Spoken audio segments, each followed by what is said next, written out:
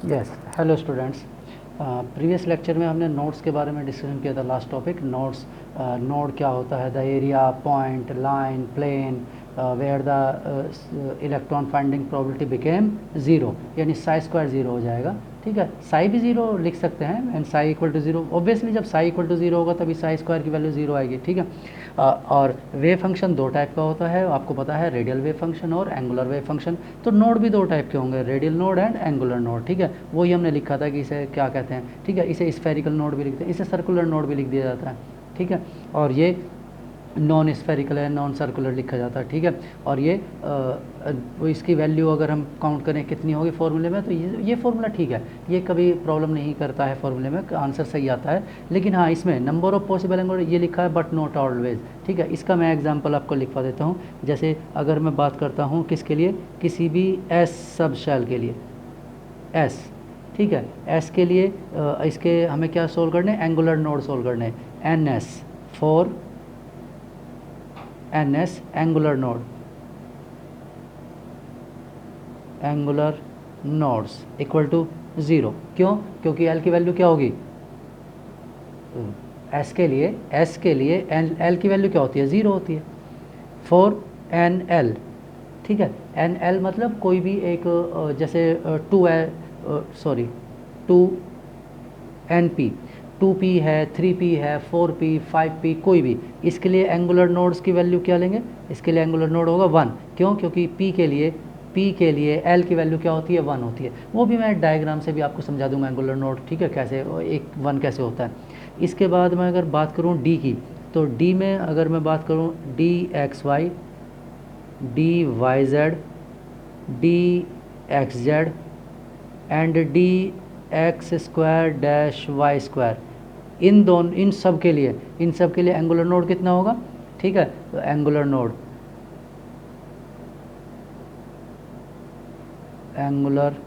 Nodes equal to two, इन सब का एंगुलर नोड टू होगा। क्यों? क्योंकि एल की वैल्यू इनके डी के लिए क्या होती है, डी के लिए क्या होती है, टू होती है। अब इसे मैंने डी जेड स्क्वायर नहीं लिखा है, डी जेड स्क्वायर है zero angular node,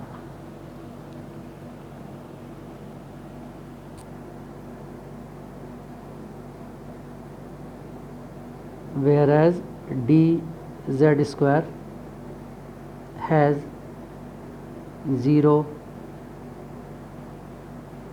angular node।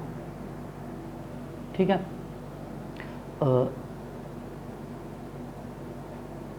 in place of angular node it has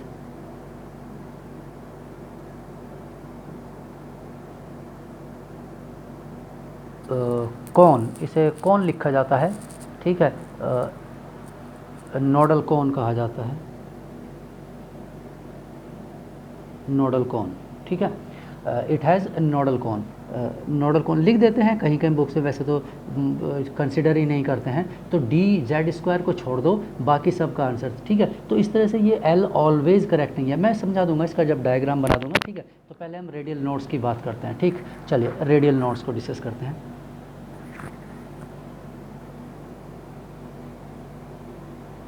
radial nodes, ठीक है, हम इसे दो तरीके से डिस्कस करेंगे। एक तो हम क्या करेंगे, डायग्राम बनाएंगे रेडियल नोड के लिए, और एक हम क्या करेंगे, ग्राफ बनाएंगे। ठीक है, तो पहले मैं आपको ग्राफ से समझा देता हूँ। ठीक, कि जैसे अगर हमने बात की ग्राफ हम ड्रॉ करते हैं,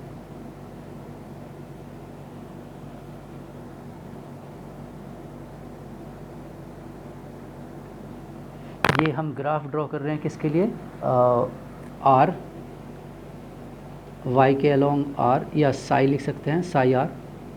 ठीक है, यानी रेडियल नोड। और यहाँ क्या है, आर डिस्टेंस, स्मॉल आर, क्योंकि ये तो सिर्फ डिस्टेंस पर डिपेंड करता है। ठीक है, और ये हम किसके लिए ड्रॉ कर रहे हैं, ये ग्राफ ड्रॉ कर रहे हैं वन एस के लिए। किसके लिए ड्रॉ कर रहे हैं, वन एस, यानी फर्स्ट सब शेल के लिए, फर्स्ट सब शेल या फर्स्ट ऑर्बिट में एक ही सब शेल है, एस सब शेल, उसके लिए ड्रॉ कर रहे हैं। तो ग्राफ किस तरह का होगा, ग्राफ इस तरह का होगा।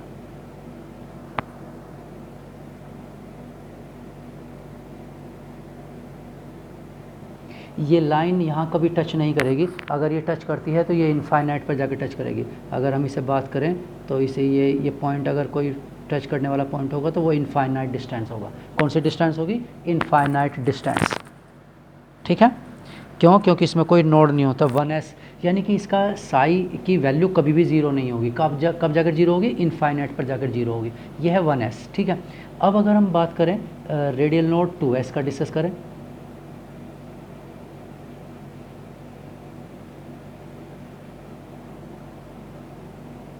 टू एस के लिए बात करें रेडियल नोड की आर के रेस्पेक्ट में। ठीक है, तो 2s के लिए ग्राफ कैसा होगा? ग्राफ थोड़ा सा इस तरह का ग्राफ होगा। ठीक, यहाँ से ऐसे ही ये डिक्रीज़ करेगा, जैसे जैसे डिस्टेंस बढ़ती है साई की वैल्यू डिक्रीज़ करती है। ठीक है, और ये नेगेटिव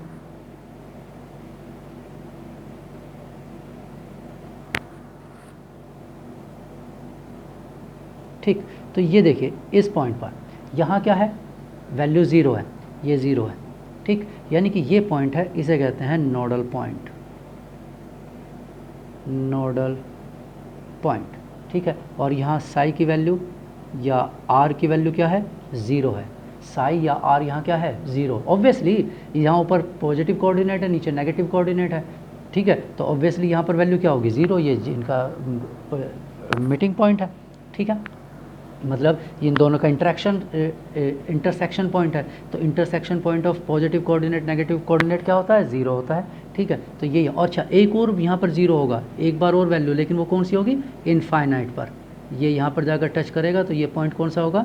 इनफाइनाइट पॉइंट होगा। ठीक है, वो तो मैंने पहले बताया, इसलिए हमने उसे इनफाइनाइट वाले को इंक्लूड नहीं करते हैं, इसलिए अब हमने 1 माइनस लिखा है। अब अगर हम इसे फॉर्मूले से सॉल्व करें तो देखो फॉर्मूले से कैसा आंसर आता है। तो फॉर्मूले से रेडियल नोड की वैल्यू अगर हम बात करें, रेडियल नोड, ठीक है, radial node equal to n minus l minus one. इसका n क्या है? 1, l क्या है? 0, -1 इक्वल टू क्या है? 0। ठीक, अब जैसे इसका रेडियल नोड बात करें तो इसमें कोई नोड नहीं था। ठीक, अब हम इसकी बात कर रहे हैं radial node n minus L. अब n की वैल्यू क्या है? 2, l की वैल्यू तो s के लिए क्या होती है? 0, -1, आंसर क्या आया? 1। ठीक है, तो यानी कि एक, ये देखो ये रहा एक नोड। ठीक, चलिए अब मान लो हम किसके लिए बनाते हैं? 3s के लिए ड्रॉ करते हैं।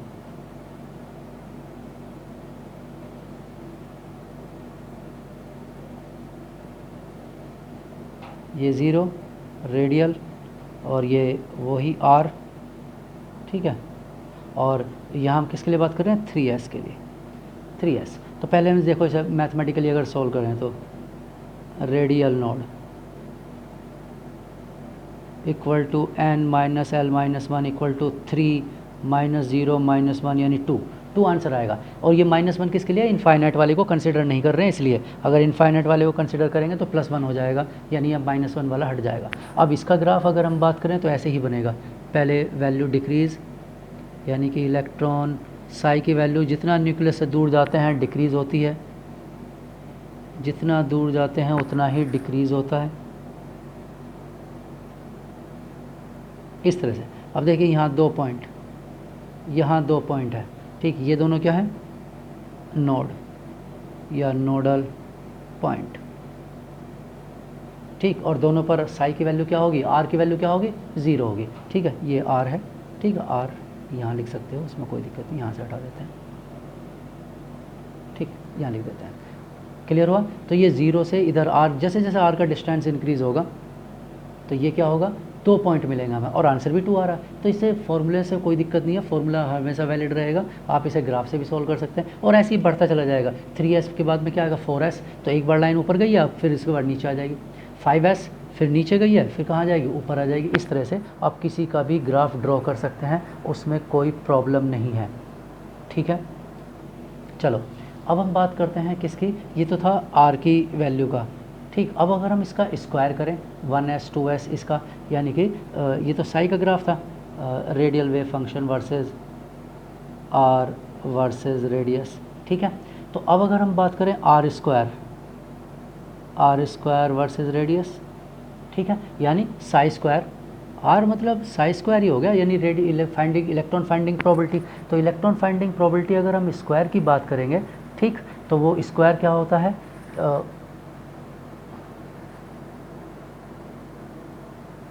ठीक। तो अब जैसे इसका स्क्वायर कर देते हैं, कोई प्रॉब्लम नहीं है, स्क्वायर करेंगे तो ऐसा ग्राफ बनेगा। मैं साथ साथ ही समझा दे रहा हूँ, ठीक है। दूसरे वाले भी ऐसे ही आ जाएंगे, आर स्क्वायर और ये रेडियस, ठीक है, मतलब डिस्टेंस फ्रॉम न्यूक्लियस। तो जब हम स्क्वायर करते हैं तो ग्राफ ऐसा बनेगा।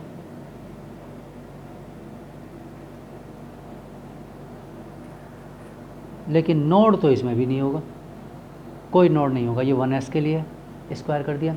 अब 2s के लिए अगर हम बात करें तो स्क्वायर करेंगे तो नेगेटिव कोऑर्डिनेट क्या हो जाएगा, ऑब्वियसली नेगेटिव किस में चला जाएगा, पॉजिटिव कोऑर्डिनेट में चला जाएगा, ठीक है। तो ये पॉजिटिव कोऑर्डिनेट में आ जाएगा।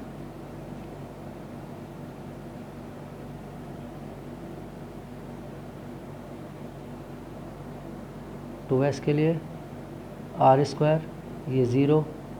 तो अब यहाँ नेगेटिव कोऑर्डिनेट में कोई नहीं होगा, ठीक है। नेगेटिव कोऑर्डिनेट में क्यों नहीं होगा, क्योंकि नेगेटिव का स्क्वायर करने से, यानी प्लस साई का स्क्वायर करेंगे तब भी वो साई स्क्वायर आएगा, माइनस साई का स्क्वायर करेंगे तब भी वो साई स्क्वायर ही आएगा, क्योंकि माइनस माइनस मल्टीप्लाई पॉजिटिव हो जाएगा। तो इसका मतलब है ग्राफ अब ये पॉजिटिव कोऑर्डिनेट में ही बनेगा, ठीक है, इस तरह से। तो ये नेगेटिव वाला कहाँ जाता है, पॉजिटिव कोऑर्डिनेट में आ जाता है, इस तरह से। लेकिन पॉइंट एक ही रहेगा, ठीक है, नोडल पॉइंट एक ही रहेगा, नोडल पॉइंट दो नहीं होंगे, वो तो इनफाइनाइट वाला होगा। तो ये नोडल पॉइंट अभी भी रहेगा, उसमें नहीं होगा, इसमें होगा ये, क्योंकि ये तो 2s है। नोडल पॉइंट या रेडियल नोड कह सकते हैं आप इसे, क्या कहेंगे, रेडियल नोड, ठीक है, क्योंकि हम रेडियल नोड की ही बात कर रहे हैं, तो ये रेडियल नोड है। ऐसे ही मैं अगर इसकी बात करूँ, 3s की बात करूँ, तो 3s का भी ये क्या होगा, ये नेगेटिव वाला कहाँ जाएगा, पॉजिटिव कोऑर्डिनेट में आ जाएगा,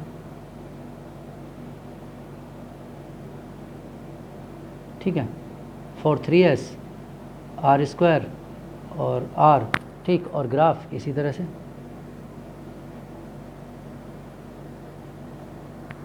और बस ये क्या होगा, दो बार होगा,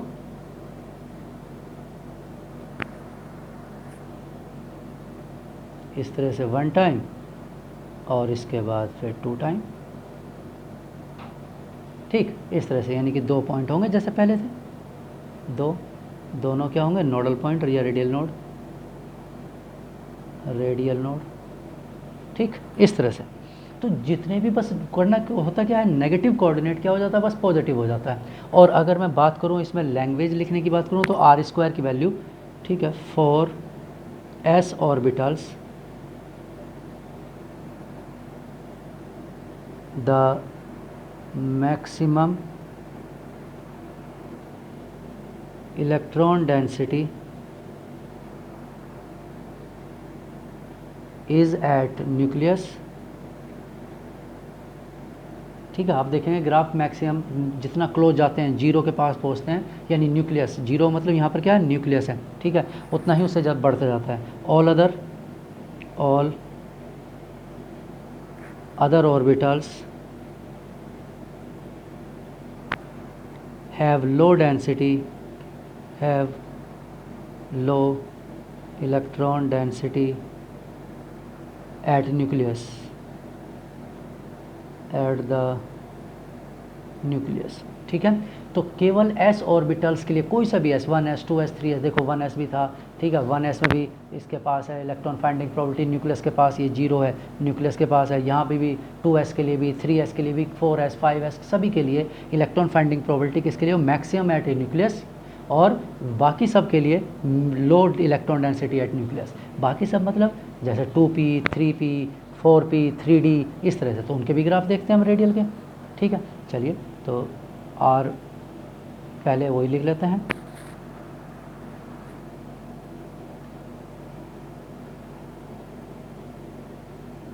आर वर्सेस आर होगा, और दूसरी तरफ इधर फिर इसका आर स्क्वायर वर्सेस आर, ठीक है। तो पहले हम किसके लिए देखते हैं, 2p के लिए देख लेते हैं, ठीक। 2-3 ही ग्राफ बनाएंगे, वो सब एक जैसे होते हैं, आपको क्लियर हो जाएगा, ठीक। चलिए, तो मैं आर का ग्राफ बनाता हूँ 2p के लिए।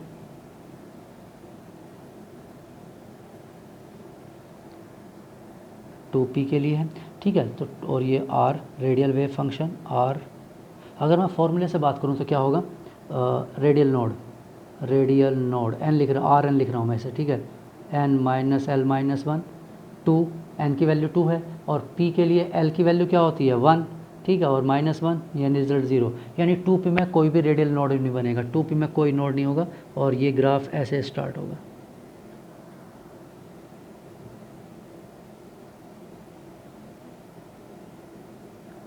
ठीक है, हाँ नोड बनेगा, लेकिन वो कहाँ बनेगा, एट इनफाइनाइट डिस्टेंस, ठीक, बहुत दूर जा करके वो नोड बनेगा, वो हमें कंसिडर करना ही नहीं है, यानी कि इसमें 0 नोड होते हैं, इसमें कोई नोड नहीं होता। ये है 2p, ठीक है। अब अगर हम बात करें ऐसे ही ग्राफ किसके लिए बात करें, 3p के लिए बात करें, तो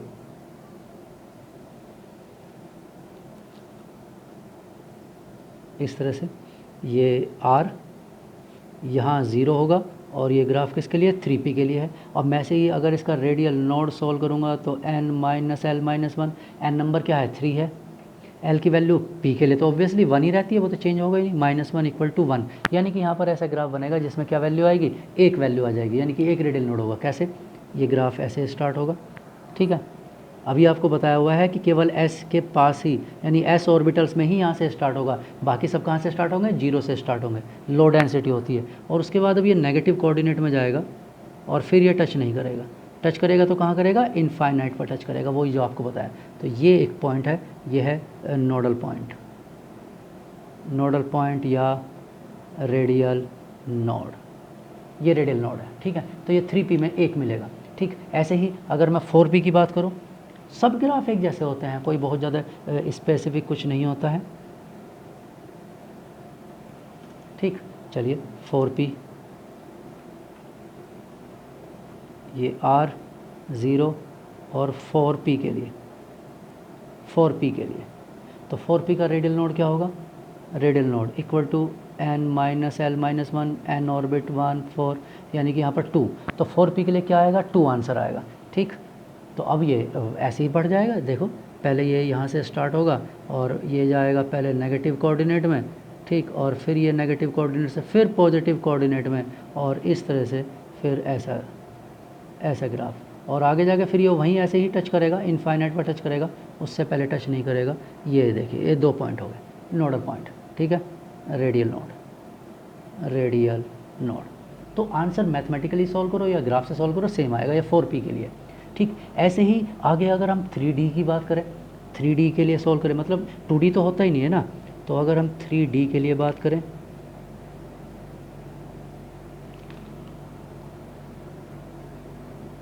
R, सॉरी R तो यहाँ लिखा ही नहीं, कोई बात नहीं, लिख देते हैं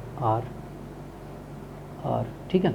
और हम रेडियल और किसके लिए बात कर रहे हैं, 3D सब शेल के लिए बात कर रहे हैं। तो देख लेते हैं 3D के लिए रेडियल नोड क्या होगा, फॉर्मूला तो आपको पता ही है, n इसका प्रिंसिपल क्वांटम नंबर 3, और l की वैल्यू d के लिए क्या होती है, 2 होती है, -1 0, यानी यहाँ कोई भी रेडियल नोड नहीं बनेगा, ठीक है, कोई भी रेडियल नोड नहीं होगा, यानी ग्राफ इस तरह से होगा, 0 से स्टार्ट होगा। मैंने कहा ना s के लिए ही मैक्सिमम होता है, यहाँ से स्टार्ट होता है, बाकी सब के लिए 0 से स्टार्ट होगा।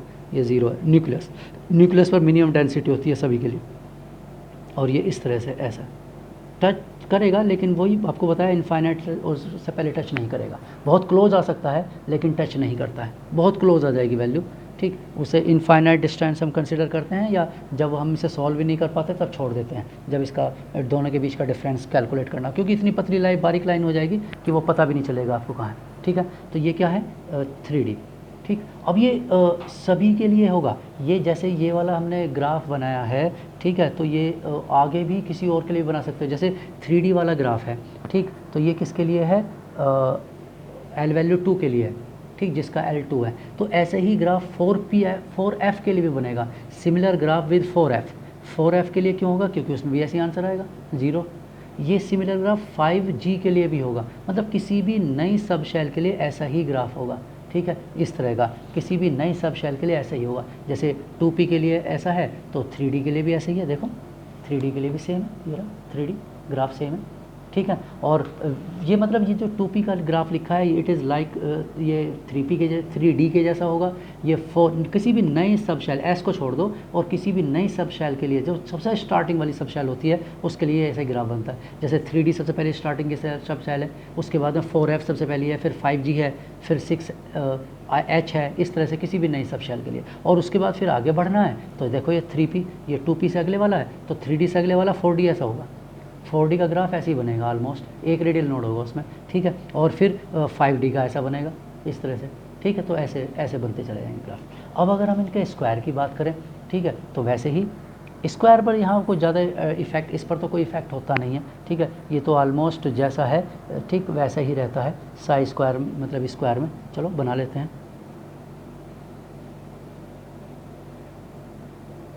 r और r स्क्वायर, ठीक है, या साई स्क्वायर। तो अगर हम इसका ग्राफ देखें तो ये स्क्वायर करेंगे तो पहले से पॉजिटिव में है, फिर बाद में भी क्या रहेगा, पॉजिटिव में ही रहेगा, ठीक है। तो थोड़ा सा है बस इलोंगेटेड हो जाता है और कोई फ़र्क नहीं पड़ता। थियोरेटिकली तो कुछ पता भी नहीं चलेगा आपको, ग्राफ में ही पता चलेगा, ऐसे पता नहीं चलता, ठीक है। कोई डिफरेंस नहीं है इसका। ये 2p का ग्राफ है, इसके बाद में 3p के ग्राफ में चेंज आएगा ऑब्वियसली, 3p के ग्राफ में चेंज आएगा। क्यों? क्योंकि यहाँ नेगेटिव साई है, नेगेटिव साई है तो ये क्या हो जाएगा, पॉजिटिव हो जाएगा, ठीक है। तो इस तरह से ये थोड़ा इलोंगेटेड और ये पॉजिटिव कोऑर्डिनेट में, तो दोनों पॉजिटिव कोऑर्डिनेट में हो जाते हैं एक नोड के साथ, ठीक है। ये किसके लिए है, 3p के लिए। और ऐसे ही इस बार ये नेगेटिव है तो ये भी पॉजिटिव में चला जाएगा, बस इतना डिफरेंस होगा और कुछ नहीं होने वाला। ये किसके लिए है, 4p के लिए, ठीक। ये 0 है और यहाँ r और ये r स्क्वायर या साई स्क्वायर, और यानी कि इलेक्ट्रॉन फाइंडिंग प्रोबेबिलिटी। और ये कोऑर्डिनेट, ये तो मैंने कहा ना थोड़ा सा इलोंगेटेड हो जाते हैं, इलोंगेटेड हो गया, ठीक है बस। और ये नेगेटिव वाला पॉजिटिव कोऑर्डिनेट में चला जाएगा और पॉजिटिव वाला तो पॉजिटिव में है ही,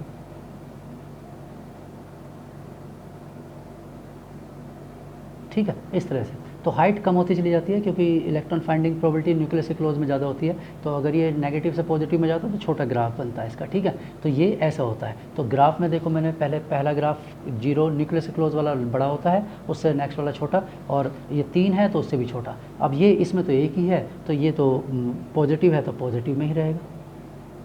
मतलब स्क्वायर के ग्राफ में बनाने में कोई दिक्कत नहीं है, आपको बस क्या करना है, नेगेटिव कोऑर्डिनेट, ये थोड़ा सा इलोंगेटेड हो जाएगा और क्या होगा, बस ये लीजिए। मतलब जैसे ही दिखेगा, जैसे 2p का दिखता है वैसे ही दिखेगा, ठीक। किसके लिए, 3d के लिए। तो ये सेम उसी टाइप का ग्राफ होगा, क्लियर। तो ये होता है, ठीक। तो हमने साई देख लिया, साई स्क्वायर। अब ये हम उसमें ऑब्ज़र्व करें, अगर हम किस में स्ट्रक्चर बनाकर ऑब्जर्व करें तो कैसे दिखाई देगा ये रेडियल नोड। देखो ये मैं समझा रहा हूँ आपको एक डायग्राम से। पी वाला इधर दिखा दूंगा मैं, एस वाला इधर दिखा रहा हूँ। ये हमारा है न्यूक्लियस, ठीक है। और न्यूक्लियस के बाहर, जस्ट बाहर कोई गैप नहीं होता है, there is no gap,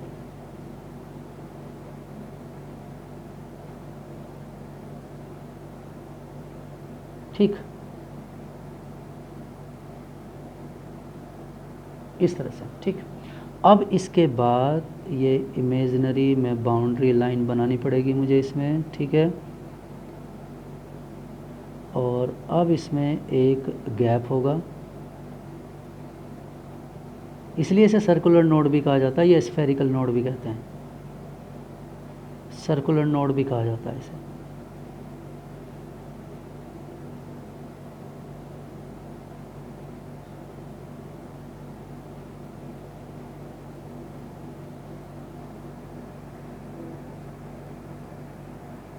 It is known as circular node or spherical node.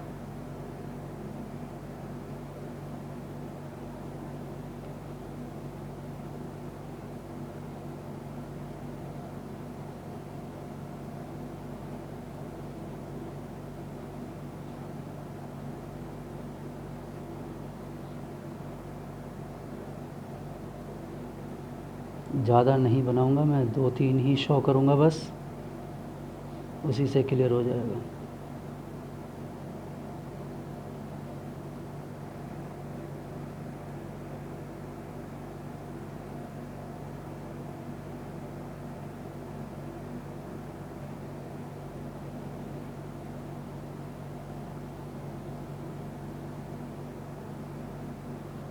ठीक है, ये जो अंदर है ये है 1s, ठीक।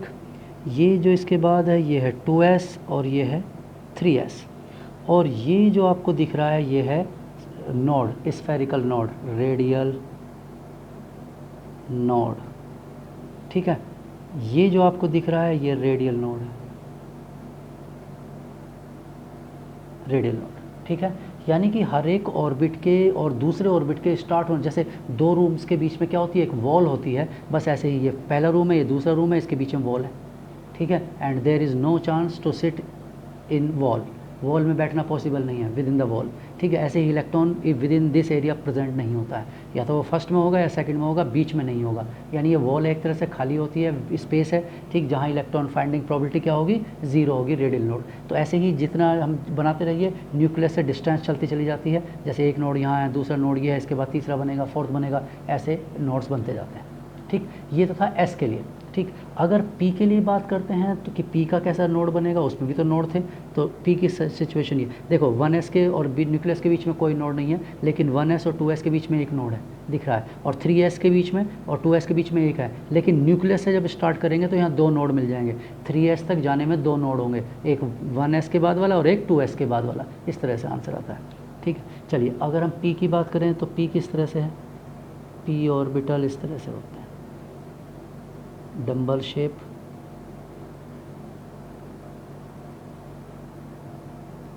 ठीक है। ऑलमोस्ट स्फेरिकली बना सकते हो, उसमें कोई दिक्कत नहीं है, डंबल, ठीक। ये इलेक्ट्रॉन फाइंडिंग प्रोबेबिलिटी,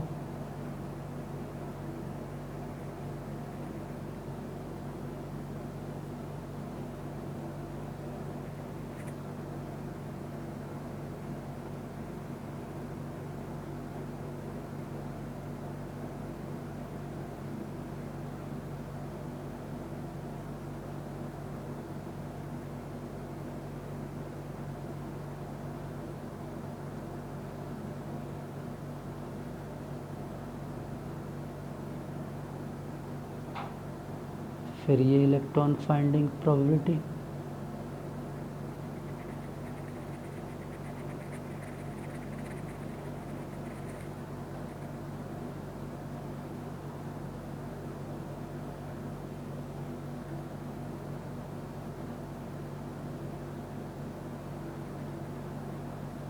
ठीक है।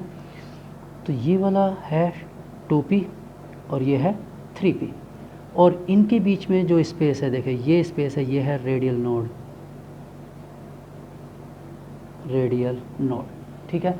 यानी कि यहाँ न्यूक्लियस है, सेंटर में ये न्यूक्लियस है, न्यूक्लियस और 2p के बीच में कोई नोड नहीं होगा, ठीक है। न्यूक्लियस और 2p के बीच में कोई नोड नहीं होता है, लेकिन 2p और 3p के बीच में क्या होता है, एक नोड प्रेजेंट है, यानी 3p और न्यूक्लियस के बीच में एक नोड होगा। और भी डायग्राम बनाना चाहें तो और वाइड कर लीजिए, फिर एक गैप आ जाएगा, ठीक है। और उसके बाद कौन सा होगा, 4p होगा। अगर शो करना चाहें तो डायग्राम, मैंने वो तो नाम लिख दिया इसलिए मैं बना नहीं रहा हूँ, तो इस तरह से ऐसे चलता रहता है, फिर यहाँ पर 4p, फिर 5p, और ऐसे ही अलग अलग सबके डायग्राम अलग। ऐसे 3D के और न्यूक्लियस के बीच में कोई नोड नहीं होगा, लेकिन 4D और 3D के बीच में क्या होगा, एक नोड होगा, फिर 4D और 5D के बीच में एक नोड होगा, फिर 5D 6D के बीच में एक नोड होगा। ऐसे ऐसे जितना न्यूक्लियस से दूर जाते रहते हैं उतना ही नोड्स की क्वान्टिटी बढ़ती जाती है, ठीक है, क्लियर। तो ये इसे स्फेरिकल नोड, और मैंने जैसा कहा स्फेरिकल नोड या सर्कुलर नोड भी कहते हैं, स्फेरिकल नोड या सर्कुलर नोड भी कहा जाता है, क्लियर। तो ये तो था कौन सा, रेडियल नोड या ये ग्राफ, ठीक। अब इसमें इसी रेडियल नोड में एक और वर्ड आता है, ठीक, ये वो होता है रेडियल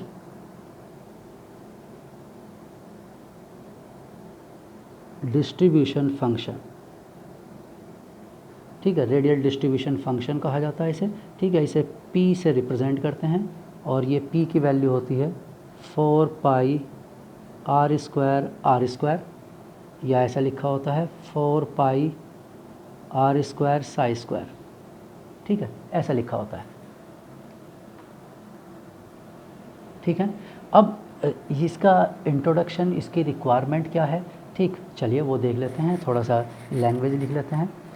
आर स्क्वायर से हमें क्या मिलता है, R square gives the probability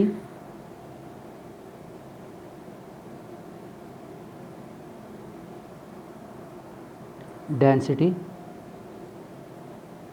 या इलेक्ट्रॉन फाइंडिंग प्रोबेबिलिटी भी लिख सकते हैं,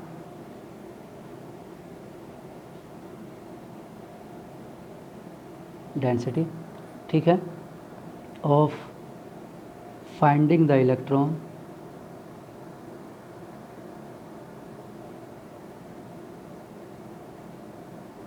finding the electron at a point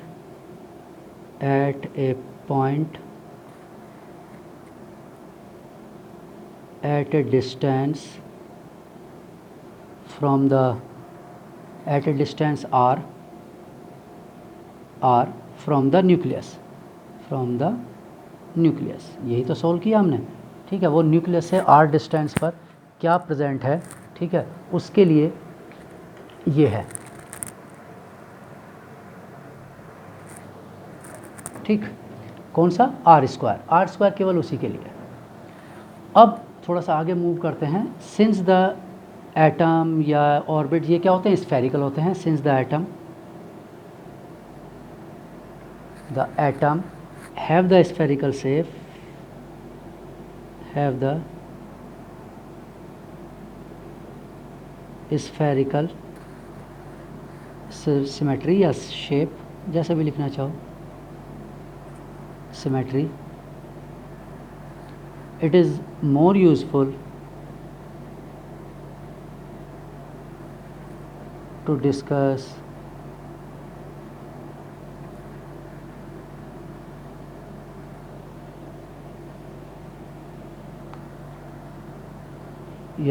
useful to observe the probability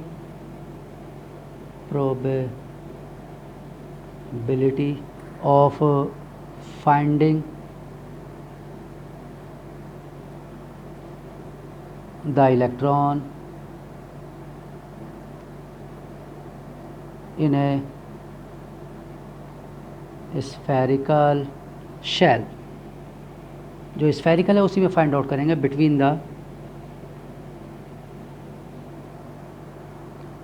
the spheres of radii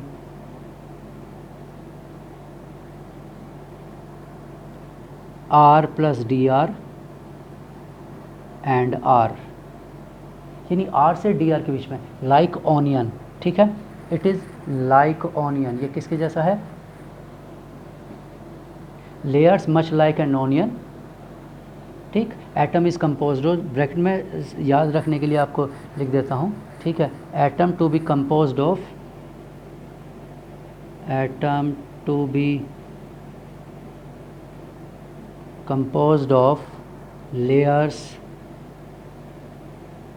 layers much like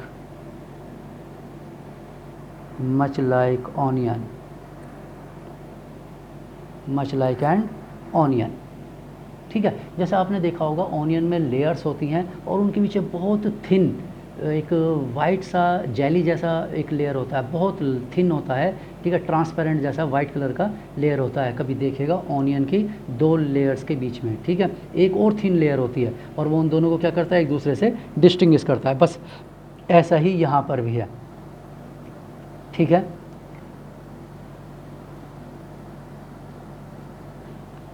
ठीक, तो हम एक डायग्राम बना लेते हैं, उससे अब समझ लेते हैं कि हमें एक्चुअल में कहाँ फाइंड आउट करना है। हमें एक्चुअल में इलेक्ट्रॉन को, ठीक, ये इस तरह का है और इसके बाहर इस तरह से स्फेयर ही है और पूरा कंप्लीट स्फेयर नहीं बना है, ठीक। ये यहाँ न्यूक्लियस है और इस न्यूक्लियस से ये डिस्टेंस ये है r, ठीक है, और ये डिस्टेंस dr, और यहाँ से यहाँ तक का ये डिस्टेंस क्या है r प्लस डी आर, ये है r प्लस डी आर, ठीक है। तो ये r प्लस डी आर है, यहाँ तक r है, और ये यहाँ से एक्स्ट्रा डी आर इंक्रीज जो मतलब ये थिन लेयर है, इसी में हमें इलेक्ट्रॉन फाइंडिंग प्रोबेबिलिटी को सॉल्व करना है कि इलेक्ट्रॉन्स यहाँ प्रेजेंट है नहीं है, ठीक है, क्या कंडीशन है वो हमें यहाँ पर सॉल्व करना है, ठीक है। अब volume of the small shell, ठीक है, इसका वॉल्यूम क्या होगा, लिख लेते हैं mathematically, volume of small shell, ठीक है, जिसकी हम बात कर रहे हैं, और ऑफ रेडियस डी आर